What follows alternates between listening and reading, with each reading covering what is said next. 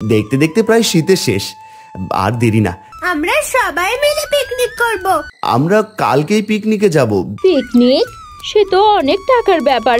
তোমরা আমার বাবার চোখে পানি ফেলেছো, তোমাদের কখনো ভালো হবে না। তিনি নদীর জলে পড়ে গিয়েছে। তুই দিদি ভাইয়ের পেটে চাপ দিয়ে জল বের কর, নাকি এই বছর শীতে পিকনিকে যাবার ইচ্ছা অপূর্ণই রয়ে যাবে।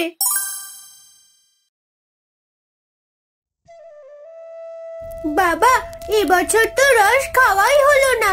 আজ আনবো কাল আনবো বলে তো তুমি নিয়েই এলে না। এবছর রসের অনেক দাম রে মা, এত দাম দিয়ে রস কিনবো কেমন করে? তোর চাচাকে বলেছিলাম বাকিতে রস দিতে, কিন্তু সে তো দিলই না।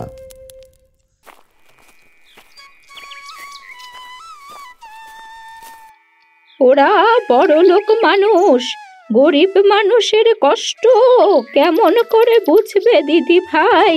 তোর বাবার কাছে টাকা হোক, ঠিক তোকে রস কিনে খাওয়াবে। রস যখন খেতে পারিনি তখন আমি পিকনিক করতে চাই। শীতের সময় সবাই পিকনিক করে, এবার আর কোনো অজুহাত আমি শুনতে চাই না। পিকনিক? সে তো অনেক টাকার ব্যাপার। শীতের সময় তোর বাবার কাজ নেই, ঠিক মতো দুটো লবণ ভাত খেতে পারছি, এটাই অনেক। কোনো পিকনিক হবে না। আমি যাই বলি কেন তাতেই তোমাদের সমস্যা। ঠিক আছে, লাগবে না তোমাদের পিকনিক করা। মন খারাপ করিস না রে মা, আমি দেখছি পিকনিকের ব্যবস্থা করতে পারি নাকি। কিন্তু বাবা, পিকনিক করার জন্য তো অনেক টাকার প্রয়োজন। এত টাকা কোথায় পাবি? জমিদারের কাছ থেকে ধার নেব। মেয়েটার তো কোনো ইচ্ছাই পূর্ণ করতে পারি না। কি মজা, আমার খুব আনন্দ হচ্ছে। আমরা সবাই মিলে পিকনিক করব। মা, এই খুশিতে আজ তোমার সব কাজে আমি সাহায্য করব। থাক, আর আল্লাহ দেখাতে হবে না, আমার কাজ আমি করতে পারবো। তুই ঘরে যা, দেখছিস না কেমন কুয়াশা পড়েছে? এত কুয়াশায় বাহিরে থাকলে ঠান্ডা লাগবে। মা, আপনিও ঘরে যান, শরীর খারাপ করলে ওষুধ কেনার মতো টাকার হাতে নেই। ঠিক আছে বৌমা, আয় রে দিদি ভাই।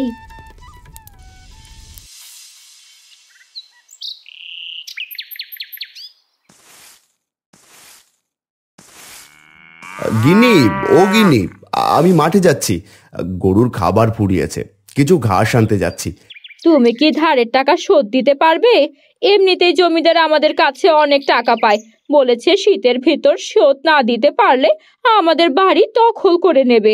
চিন্তা করো না গিন্নি, বিধাতা ঠিক একটা ব্যবস্থা করে দেবেন। রোদ উঠে গিয়েছে, আর দেরি করা ঠিক হবে না।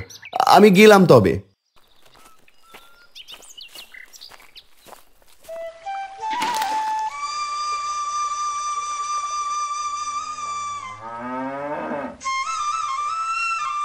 এটা বলে হারান মাঠে চলে যায়। এরপর সে ঘাস কাটতে শুরু করে।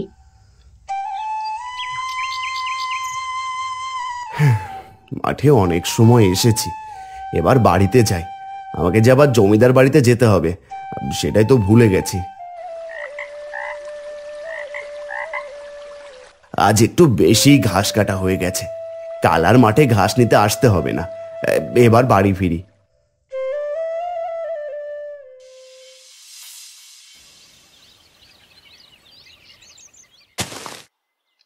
বাবা, তুমি বাড়ি ফিরেছো? কখন যাবে জমিদার বাড়িতে? এই তো মা, আমি এখনই জমিদারের বাড়িতে যাব। তার আগে একটু জল খেয়ে নি। একটু জল আনতো মা। আর মালতী, রান্না শেষে গরুকে খেতে দিও। তুমি যা ভালো মনে করো তাই করো, আমার কথা তো শুনবে না।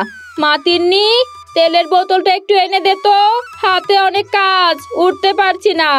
দাঁড়াও, বাবাকে আমি আগে জল এনে দিই, তারপর তোমার কাজ করে দিচ্ছি মা।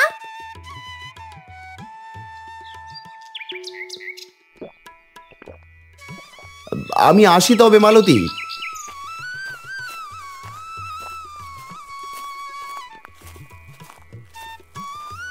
এই নাও মা তোমার তেলের বোতল। আমি তোমাকে তরকারি কাটতে সাহায্য করছি। ঠিক আছে মা, তাহলে আমার জন্য ভালো হবে, এমনিতে অনেকটা দেরি হয়ে গিয়েছে।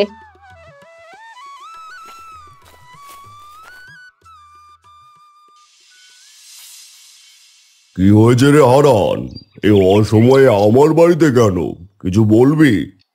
তেমন কিছু না জমিদার মশাই, আসলে আমার মেয়েটা আমার কাছে তেমন কিছু আবদার করে না। আজ বলছে শীতের দিনে সে পিকনিক করবে, কিন্তু আমার কাছে তো টাকা নেই। আপনি তো সব কিছুই জানেন। আসলে হারান, আমি তোর গিন্নিমা মিলে মেয়ের বাড়িতে যাচ্ছি, হাতে তেমন টাকা নেই, জানি না কবে ফিরবো বাড়িতে। তাছাড়া তোর কাছে তো অনেক টাকাই পাবো, সেগুলো আগে শোধ দে, তারপর আবার টাকা ধার নিস।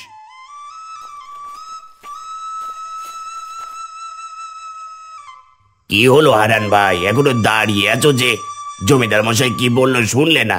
আসলে গরিবদের চা পাওয়ার কোনো দাম নেই, এটা তোমার মেয়েকে বুঝিয়ে বলো। যাও দেখি এখন।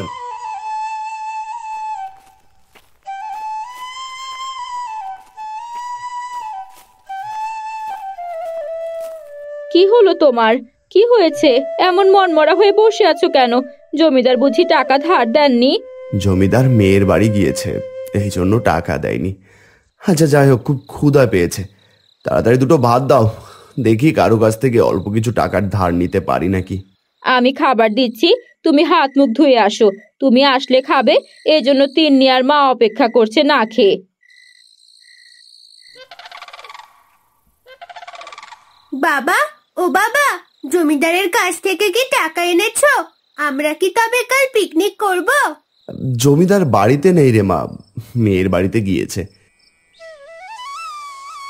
মন খারাপ করিস না, কাল তোর চাচার কাছে গিয়ে দেখি আমাকে কিছু টাকা ধার দেয় নাকি। তুই জগাইয়ের বাড়িতে যাস না বাবা, টাকা হয়ে ছেলেটা আমার বড্ড অহংকারী হয়ে গিয়েছে। যদি সে তোকে অপমান করে। তুমি যতটা খারাপ মনে করো, কাকু ততটাও খারাপ নয় দিদা। ঠিকভাবে বুঝিয়ে বললে নিশ্চয় টাকা ধার দেবে কাকু। কাল আমিও যাব তোমার সাথে কাকুর বাড়িতে। আর একবার ভেবে দেখলে হতো না? জানি আমার কথা শুনবে না, যেতে চাচ্ছ যখন যাও, যেন মন খারাপ করে বাড়ি ফিরবে না, এই বলে দিলাম।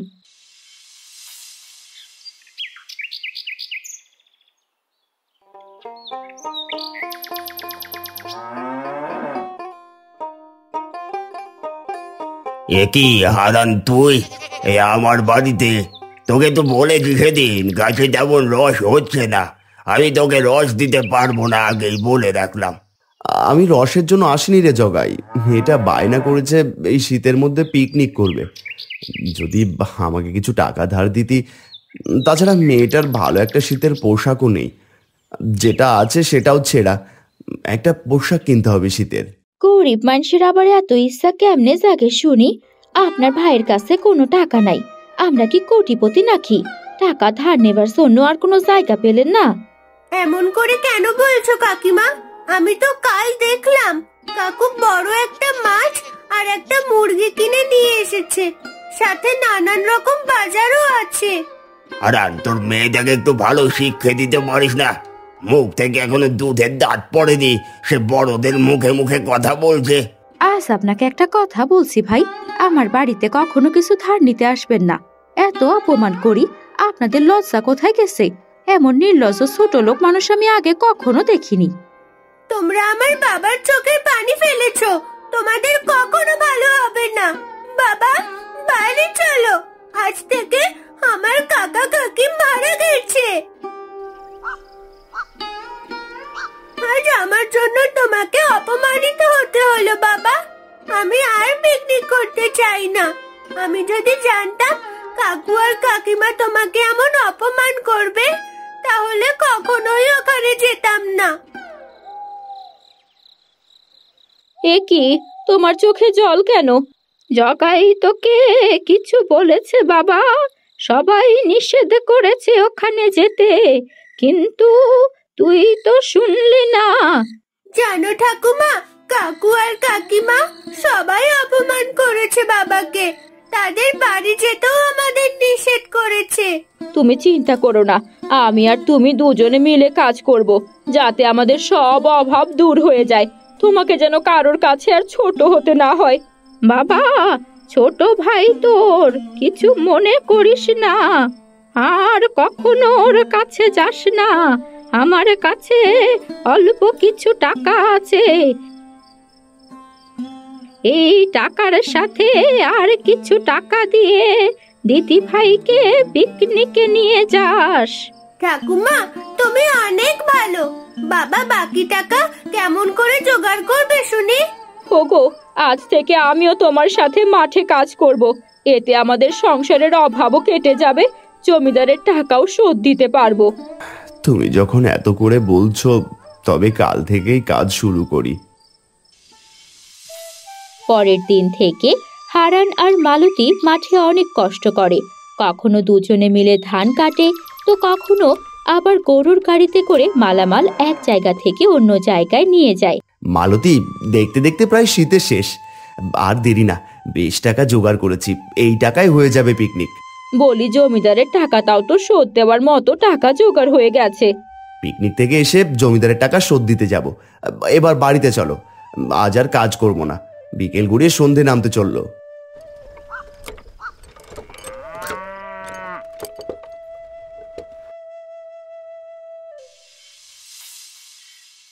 বাবা, 1 মাস কাজ করে তো অনেক টাকা জমা করেছো। এবার কি যাবে পিকনিকে, নাকি এই বছর শীতে পিকনিকে যাবার ইচ্ছা অপূর্ণই রয়ে যাবে? এই মেয়ে পিকনিক করে দেখি মাথাই খারাপ করে দিল। বাবা, আর দেরি করিস না। আমরা কালকেই পিকনিকে যাব, কিন্তু কোথায় যাই বলো তো? চলো, আমরা জঙ্গলের ভেতরে যাই পিকনিক করতে। তিনি তো কখনো জঙ্গল দেখেনি। তবে সেখানেই চলো, আমার জঙ্গল দেখার খুব ইচ্ছা। ঠাকুমাও খুব খুশি হবে কিন্তু জঙ্গলে গেলে। ঠাকুমা বলেছিল দাদু নাকি সবসময় ঘুরতে নিয়ে যেত ঠাকুমাকে।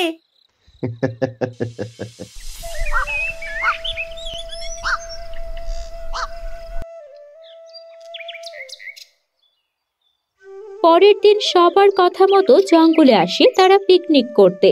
মালতী রান্না করছিল, হারান মালতীকে সাহায্য করছিল। আমি তাহলে চারিদিক ঘুরে দেখে আসি। ঠাকুমা, তুমি ওই দিকটাতে বসো, ওখানে রোদ আছে। তুই ঠিক বলেছিস দিদি ভাই, আমার শীত করছে খুব।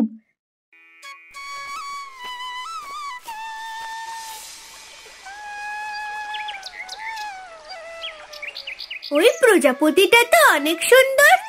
কি সুন্দর দৃশ্য, আমি প্রজাপতিটা ধরবো। দিদি ভাই, নদীর ধারে যাস না, পড়ে যাবি। ফিরে আয়, আর সাবধানে পা ফেল। আমার কিছুই হবে না ঠাকুমা, তুমি চিন্তা করো না, আমি একটা প্রজাপতি ধরছি।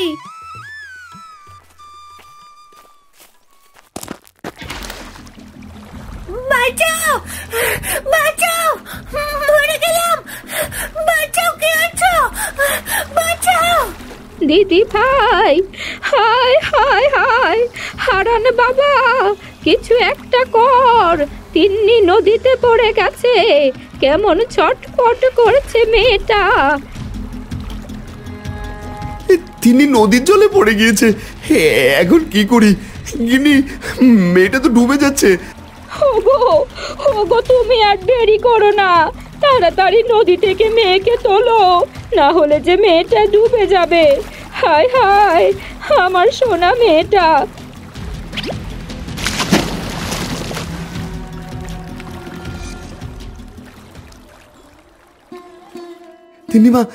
দিনিমা কথা বল, কথা বল মা।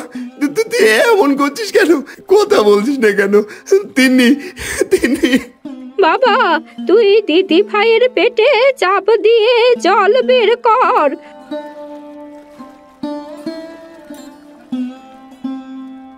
যাক, মেয়েটার জ্ঞান ফিরেছে। ওগো, এখানে এখানে আর থাকতে হবে না, বিধাতা নিজ হাতে আমার মেয়েটাকে বাঁচিয়েছেন। কত শখ করে পিকনিকে আসলাম সবাই, এসেই দেখি বিপদে পড়েছি। আর কখনো জঙ্গলে আসবো না। কি বলিস দিদি ভাই? তুমি ঠিক বলেছো ঠাকুমা, আমার শীত যেন কমছেই না। রান্না শেষ, খাওয়া দাওয়া করে বাড়ি চলো সবাই। ঠিক আছে, তোমরা বসো, আমি খাবার দিচ্ছি। মা, ও ওখানটাতে রোদ আছে, সবাই ওইখানটাতেই বসেন।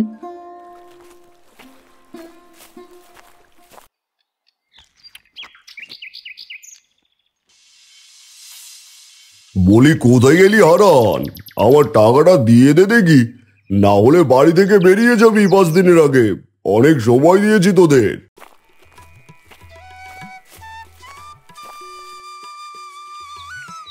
জমিদার বাবু, আপনার টাকা জোগাড় করা আছে। আমি তো মাত্রই যাচ্ছিলাম আপনার বাড়িতে। জমিদার বাবু, এই যে আপনার টাকা। আশা করি সময়ের আগে আপনার টাকা শোধ দিতে পেরেছি। আমি মনে করেছিলাম এই হারানের জমি দখল করব, কিন্তু সেটা তো আর হলো না। কিছু ভাবছেন? জমিদার বাবু, আপনাকে কিছু টাকা বেশি দিয়েছি। বিধাতার অশেষ রহমত, সময় মতো আপনার টাকা শোধ দিয়েছি। এইসব কিছু হয়েছে তিন্নি মায়ের জন্য। শুনেছি তোর স্ত্রী অনেক কষ্ট করে কাজ করেছে মাঠে। দোয়া করি তোদের সমস্ত কষ্ট যেন চলে যায়। আচ্ছা, আসি তবে।